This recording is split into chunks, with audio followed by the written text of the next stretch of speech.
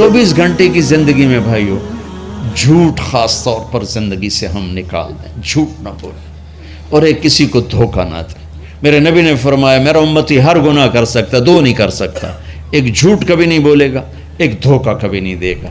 تو ہم جھوٹ نہ بولیں، دھوکہ نہ دیں، ظلم نہ کریں، زیادتی نہ کریں۔ ظلم و زیادتی سے اللہ کا غضب حرکت میں آ جاتا ہے۔ میرے نبی نے فرمایا من آذا ذمیا فقد آذانی، جس نے کسی غیر مسلم کو بھی دکھ پہنچایا تو اس نے مجھے دکھ پہنچایا، جس نے کسی غیر مسلم کو دکھ پہنچایا اس نے مجھے دکھ پہنچایا۔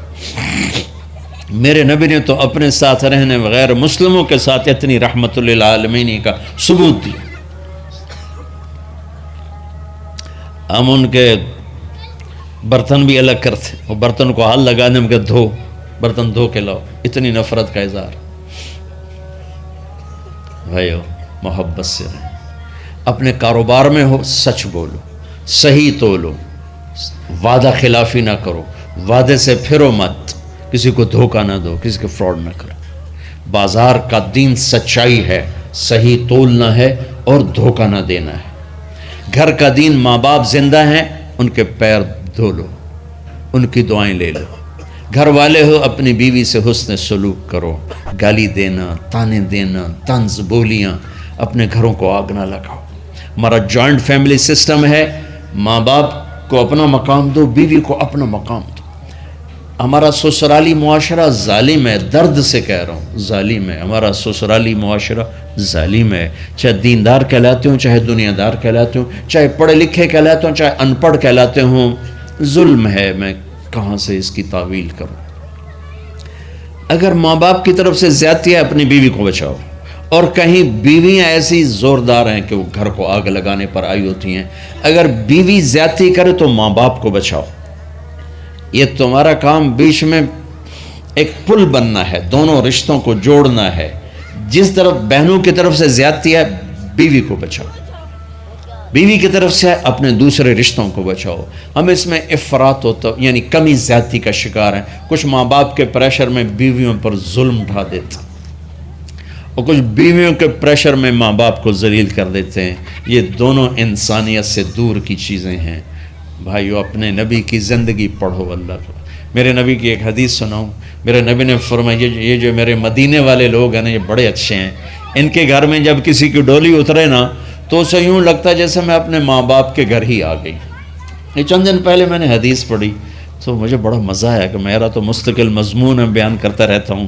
آپ نے فرمایا کہ یہ جو میرے انصار ہیں مدینے والے، ان کے گھر میں کسی کی ڈولی آ جائے تو اسے یوں لگتا ہے جیسے اس کو اپنے ماں باپ اور ساس سسروں میں کوئی فرق ہی نہیں نظر آتا، کہ یہ ایسے اچھے اخلاق کے لوگ ہیں۔ چلو اگر یہ نہیں ہو سکتا تو کم از کم یہ نفرت تو نہ ہو، لگائی بجھائی، لڑائی جھگڑے، طلاقوں کی شرح بڑھ چکی ہے صرف زبان کی بدتمیزی پر، صرف زبان کی بدتمیزی پر، صرف زبان کی بدتمیزی پر طلاقوں کی شرح بڑھ چکی۔ بھائیو اپنے اخلاق سے اپنے رشتوں کو جیتو۔ ماں باپ کا دل جیتنا ہے، بہن بھائیوں کا دل جیتنا ہے، اپنی بیوی کا دل جیتنا ہے اچھے اخلاق کے ساتھ۔ بیوی کے ذمہ خامن کا دل جیتے اچھے اخلاق کے ساتھ، ساس سسر کا دل جیتے اچھے اخلاق کے ساتھ، اپنے بہن بھائیوں کا دل جیتے اچھے اخلاق کے ساتھ۔ میرے رب کی قسم تم چپ رہنا سیکھ لو، عزت تمہارے قدموں میں آ کے گرے گی۔ جواب نہ دو، چپ ہو جاؤ، اللہ عزت تمہارے قدموں پہ لا کے کھڑا کر دے، تمہارے قدموں میں آ کے اللہ عزت کو گرائے گا۔ اولاد کو عزت دو، اولاد کو عزت دو، اولاد کو عزت دو، ان کو ٹائم دو، پھر یہ ساری زندگی تمہارے غلام بنیں گے۔ 3 سال کے بچے کو اسکول میں دھکا دے دیا، آیا تو ٹیوشن والے کے پاس بھیج دیا، اور خود اپنے مزے کیے، تو یہ اولاد کبھی تمہاری نہیں ہوگی۔ انہیں ٹائم دو،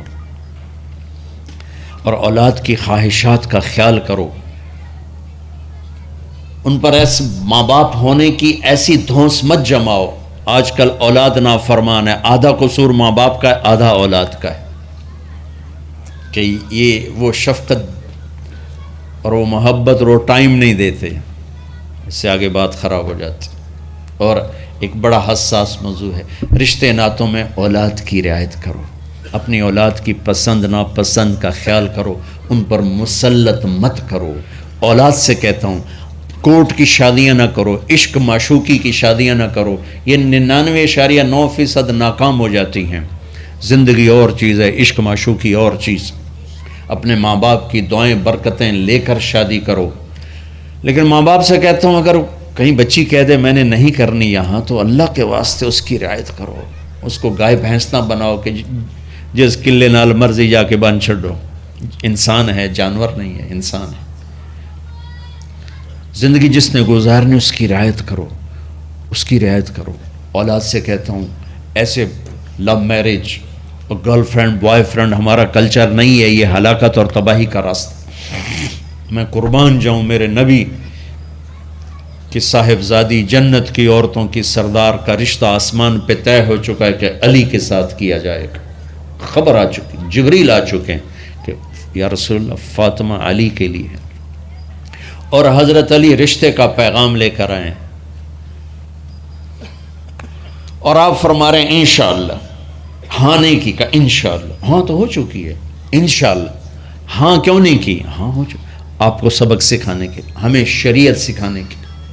گھر تشریف لے گئے، فاطمہ بیٹی علی کا رشتہ آیا ہے، ہاں کر دوں۔ اللہ اکبر۔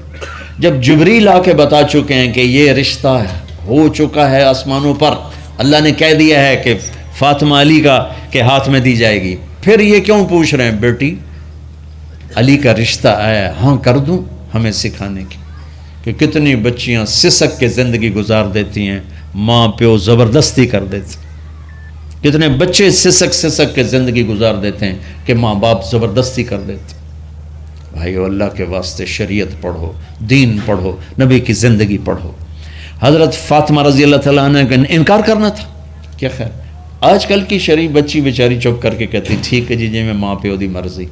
تو فاطمہ جیسی ہستی کوئی تصور کر سکتا ہے؟ کہیں گی نہیں، وہاں سے اقرار ہی تھا، لیکن ہمیں پیغام دینا تھا، سکھانا تھا۔ کہ یا رسول اللہ جیسے آپ بس علی جاؤ لوگوں کو بلاؤ، پھر لوگوں کو بلاؤ، پھر آپ نے نکاح پڑھایا، پھر رخصتی ہوئی، بلا کر آپ نے فاطمہ کا ہاتھ پکڑا اور یوں علی کے ہاتھ میں دے کر کہا علی تمہیں نبی کی بیٹی مبارک۔ اور پھر فرمایا فاطمہ مجھے جو سب سے زیادہ محبوب تھا میں نے تیرا ہاتھ اس کے ہاتھ میں دے دیا۔ بھائی اللہ کے واسطے اپنی قومی زندگی سے نکلو، رواجی زندگی سے نکلو، پنجاب کی زندگی، پٹھانوں کی زندگی، بلوچوں کی زندگی، سندھیوں کی زندگی، یہ بت ہیں، ان کو توڑ کے نبوت والی زندگی، نبوت والی زندگی، نبوت والی زندگی وہ اختیار کریں گے، ہماری عورتوں بھی سکھی، ہمارے مرد بھی سکھی، ہماری اولاد بھی سکھی۔ تو سارے بھائی نیت کرتے ہیں نا اس کی انشاءاللہ، اللہ تعالیٰ ان کی بخشش فرمائے۔ تو آپ بھائیوں ایک تو جہاں مرکز ہے اسماعیل وہاں جایا کرو، جمعرات کو آپ کو فائدہ ہوگا۔ آپ کے پاس مسجد میں جماعت آ جائے ان کے ساتھ بیٹھا کرو، اس سے آپ کو انشاءاللہ فائدہ ہوگا۔ مہینے میں 3 دن جایا کرو، اس سے آپ کو انشاءاللہ راستہ ملے گا۔ اور دعا سے پہلے اگر کسی سے لڑے ہوئے ہو، مستورات میں کوئی کسی سے لڑی ہوئی ہے یا آپ کسی سے لڑے ہوئے ہو، تو کہ میں ہاتھ جوڑتا ہوں، مر جانے والی جگہ پہ کیا لڑائیاں، معاف کر دو، معاف کر دو، معاف کر دو، اللہ پہ چھوڑ دو۔ اپنے نبی کے ایک حدیث سنا کے دعا کرتے ہیں، آپ نے فرمایا مدینے والوں سے، مدینے والوں میرے بعد تمہیں تمہارا حق نہیں ملے گا، کیا کرو گے؟ کہا جی ہم تلوار اٹھائیں گے، حق لیں گے۔ آپ نے فرمایا اگر میں اس سے اچھی چیز بتاؤں کرو گے؟ کہا جی کیا؟ کہا حق کے لیے لڑائی نہ لڑنا، چھوڑ دینا اور حوض کوثر پہ آ جانا، سارے پورے کروا دوں۔ اب یہ وعدہ مدینے والوں کے ساتھ نہیں ہے، یہ وعدہ ہر اس امتی کے ساتھ ہے جو جھگڑے سے بچنے کے لیے حق چھوڑ دے۔ اپنا حق لو، کوشش کرو، لیکن اگر لڑائی کی شکل ہے واپس ہو جاؤ کہ یا رسول اللہ آپ کے حوالے۔ آپ نے مدینے والوں میں ہمیں بھی شامل کیا ہے، جس کا حق مارا جائے اور لڑے نہیں، چھوڑ دے، صبر کر جائے، میرے انتظار کر آنکھیں بند ہونے کا کہ میرا نبی تیرا وکیل ہوگا اور اللہ جج ہوگا، ان ویکھیا فیصلہ کہندا ہوندا ہے۔ پھر